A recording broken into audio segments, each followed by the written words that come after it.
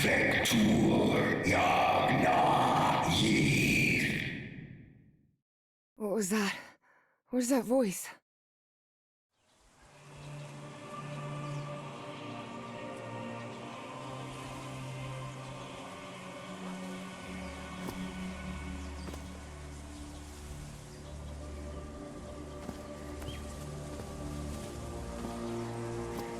This is the story of a young girl. A girl who had strange and disturbing dreams. I know this place. I've been here before. This is the ancient stone city amidst the jungle.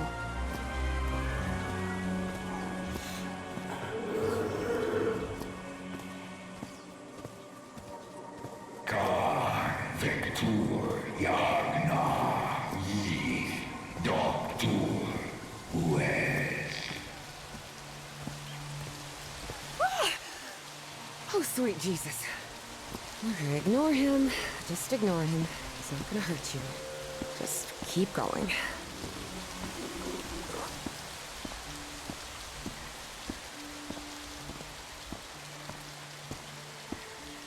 This constellation.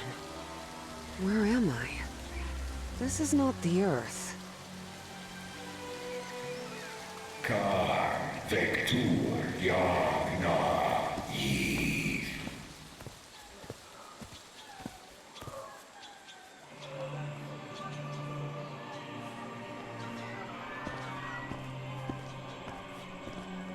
Khan Vector Yagna Yith. In other words, find a statuette and save my race.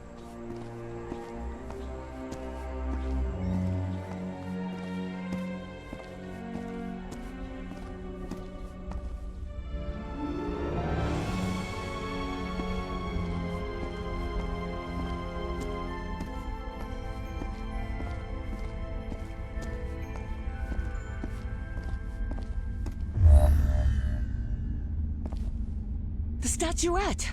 Here it is. Finally. I have to get it. I have to...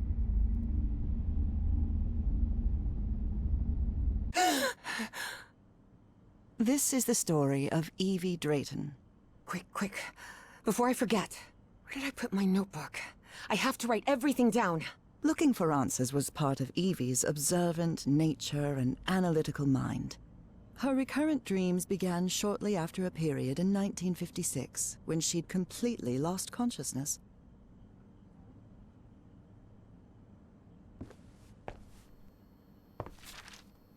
Spitsbergen Island and Svalbard. Apparently, I researched this area of the Arctic thoroughly during the time I lost consciousness. This photo was taken during... When I saw this picture, I couldn't believe... I've searched every astronomy book at the Miskatonic...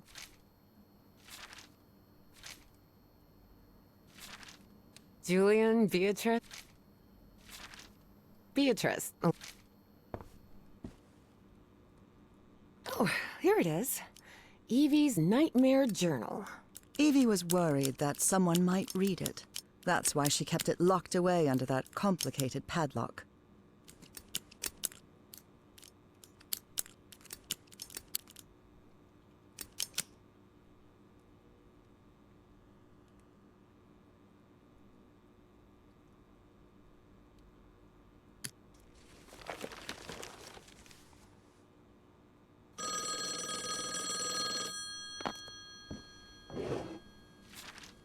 The hydrangea fountain.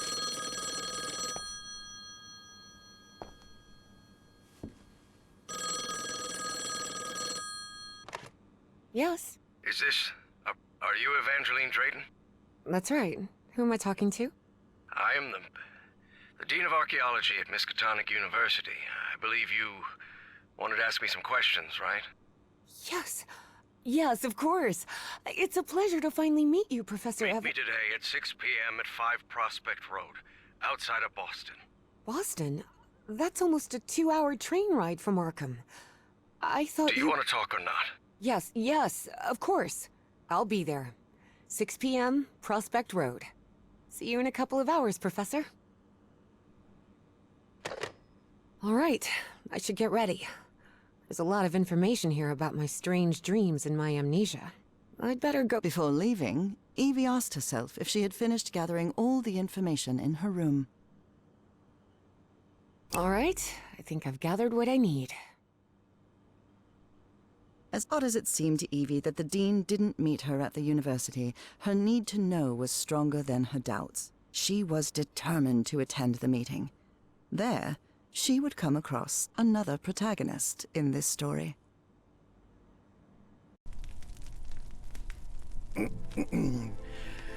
So, you have finally decided to talk to that young lady, Professor. Yes. Acknowledging responsibility for our previous mistakes is vital to moving forward. You've taken a crucial step in... Listen, there's no need for us to talk, Doctor. The only reason I let you into my house is because you insisted it was necessary to prescribe my medication. This is also the story of a sad, guilt-ridden, and lonely man. This is the story of my husband, Professor Harry Everhart.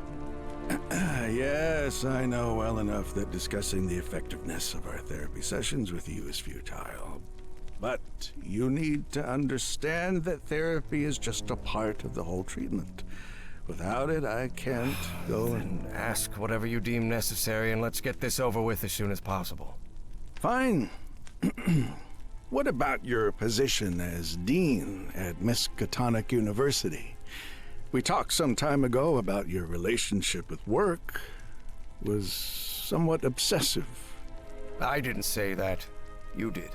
Well, you told me you practically lived secluded in this very home, and the only thing that drove you to leave it was your job obligations. So, how would you define that? Could be, but my job is the only thing I have now. In any case, I've never been a man of many interests. Besides archaeology, I mean. That was, of course, a lie. And are you happy with that? With your life now? What kind of question is that?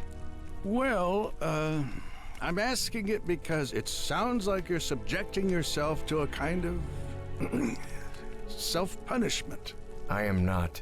Next question. There's another topic you've never wanted to delve into, Professor. Would you now be open to... You're going to do it anyway, so go ahead. Okay. What happened to your wife, Professor?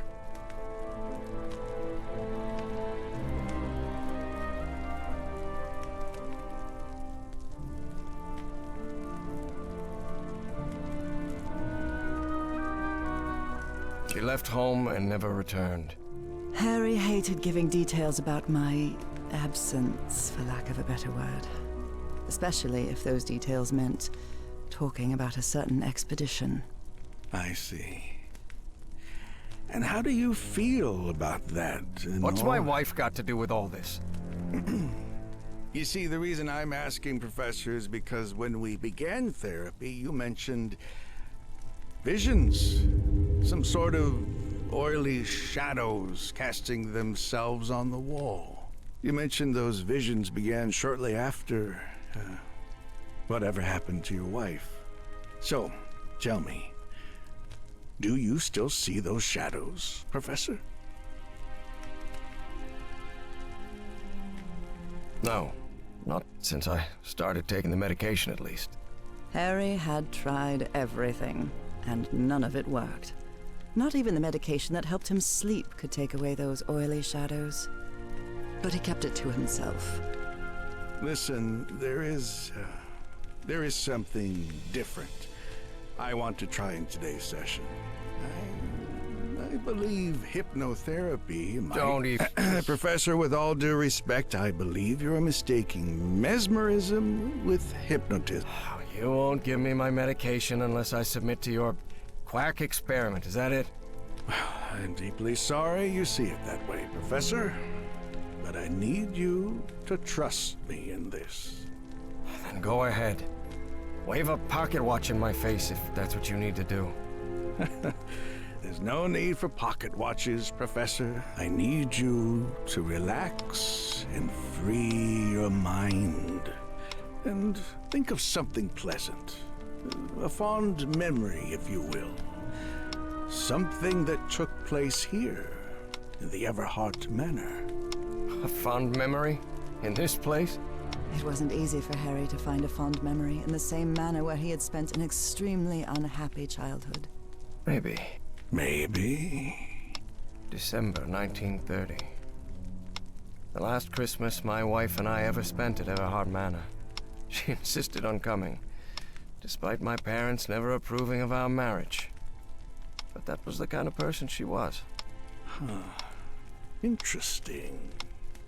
Tell me more about it, Professor Everhart. Every time I gave her a present, I prepared a little scavenger hunt. She loved it. She loved solving my stupid riddles. As you may have noticed, this story has more than one protagonist. And though I am not one of them, I believe I, Nora Everhart, play a crucial part in it. Can I open my eyes now, Harry? Not yet. We're almost there. Let me open the door and... Now, open your eyes. Look what you've prepared. It's another one of your scavenger hunts, huh? Of course, old pal. Now, if you want your present, you'll have to earn it. Can I use my journal to write down clues? Well, technically that's against the rules, but I'll turn a blind eye this time. You're so kind.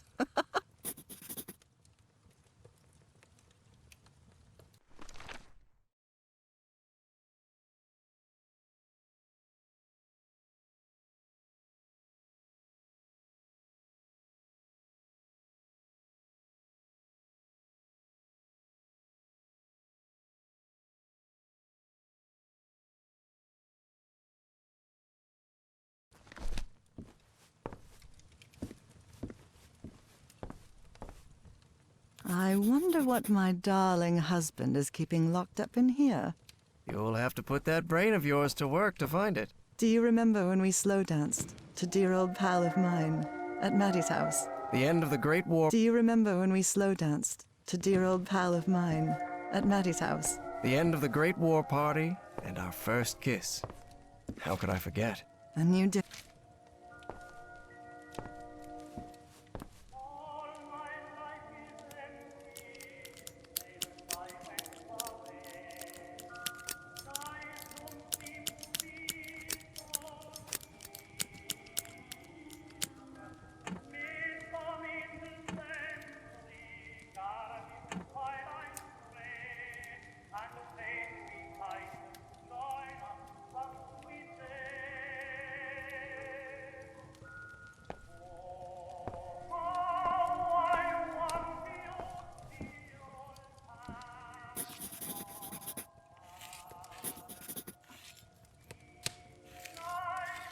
Lovely.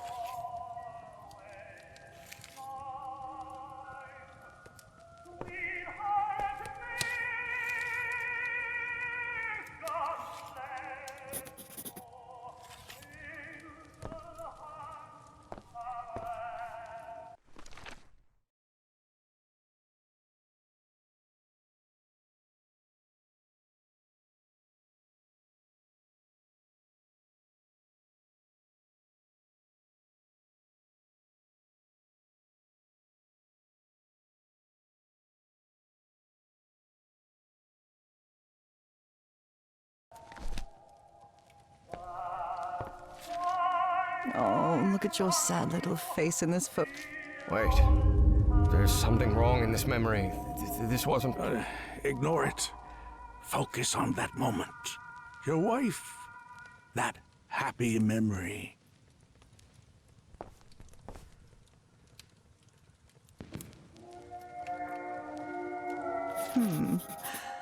What are you up to now?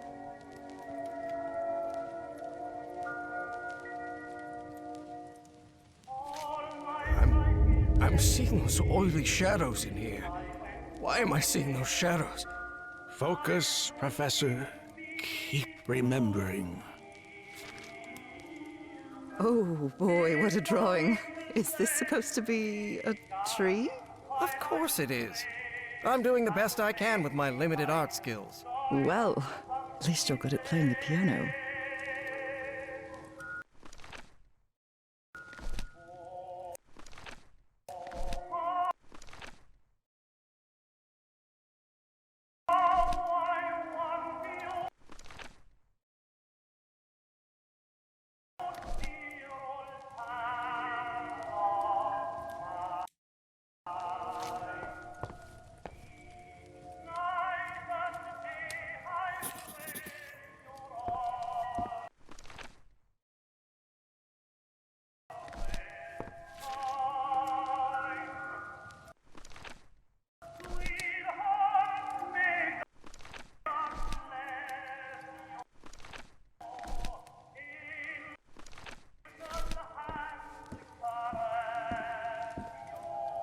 Tell me you didn't vandalize a piano just for a scavenger hunt, old pal.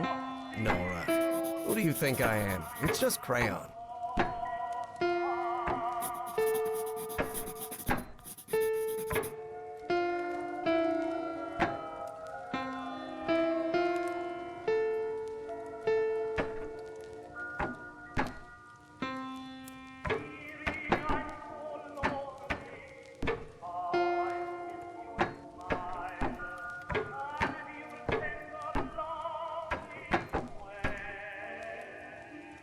This darkness. Everhard Manor. But my house is not... Professor, don't drift off. Keep going.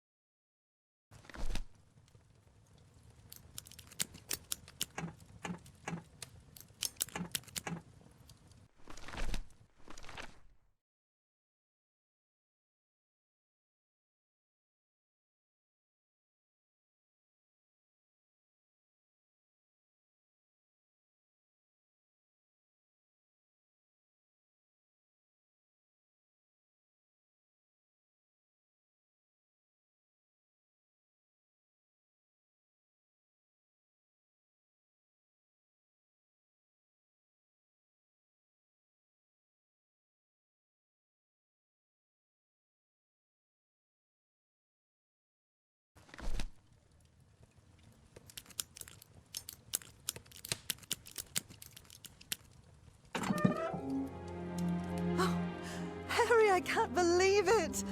It's that statuette! And it even has a black ooze orb. Just what I wanted for Christmas. No. Wait. What do you mean a statuette? Don't touch it, Nora! Keep going, Professor. It's important. Where is the statuette now? You're no psychiatrist. Who are you? I'm not going to ask you again, Professor Everhart.